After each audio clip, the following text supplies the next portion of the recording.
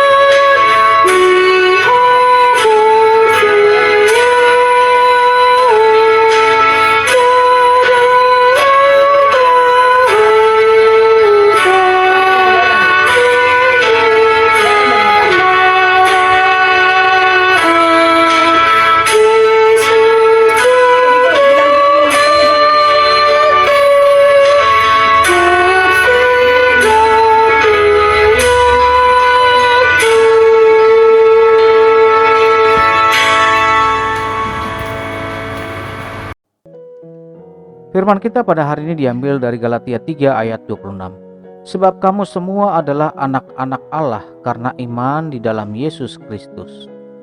Sahabat Carpe Diem yang dikasihi Tuhan, bayangkan hidup tanpa KTP atau tanpa kartu identitas. Kita tidak bisa punya SIM, tidak bisa buka rekening bank, tidak bisa klaim sebagai warga negara tentunya.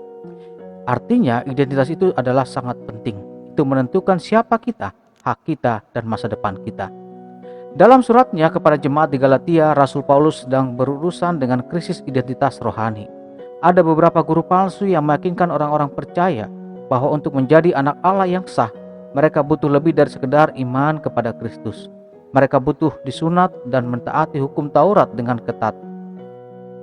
Dalam konteks itulah, Paulus menulis kalimat yang sangat dahsyat pada dalam Galatia 3 ayat 26 ini. Ini adalah pernyataan yang membebaskan dan memulihkan identitas kita. Dalam nas ini kita bisa lihat di situ, kamu semua adalah anak-anak Allah. Dalam hal ini Paulus tidak berkata kamu mungkin akan menjadi atau kamu sedang proses menjadi. Dia berkata kamu adalah. Itu adalah status yang telah diberikan, bukan yang harus diraih oleh orang-orang atau oleh manusia. Di sini Paulus menekankan jika kita bukan lagi musuh, bukan lagi orang asing, bukan lagi hamba atau budak yang hanya bekerja untuk upah saja, tetapi di situ dikatakan kita adalah anak. Ini menyeratkan hubungan keluarga, keintiman, kasih, warisan, dan hak penuh sebagai ahli waris kerajaan Allah. Bayangkan seorang anak angkat yang diresmikan di pengadilan. Hakim mengetuk palu dan berkata, dari detik ini juga ia adalah anakmu secara sah, dengan semua hak dan warisan yang menyertainya.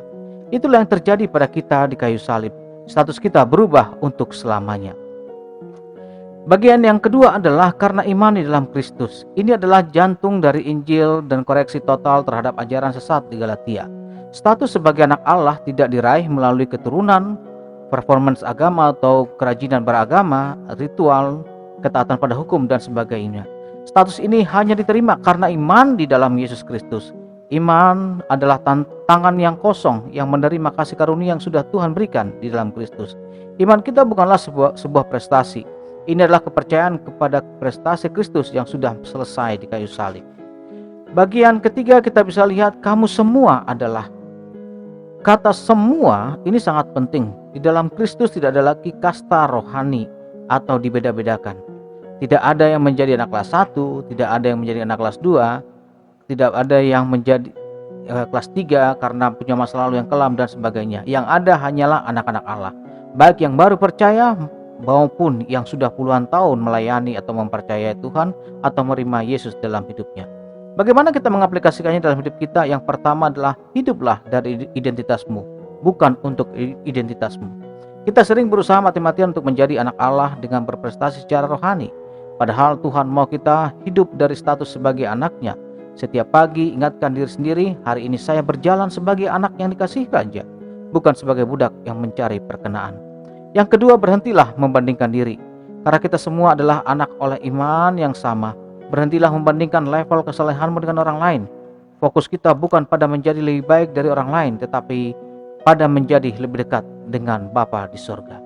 Yang ketiga, pergilah dengan keyakinan, bukan rasa takut. Seorang anak raja tidak perlu takut menghadapi masalah. Dia tahu ayahnya punya segala sumber daya yang dapat menyelesaikan semua masalahnya.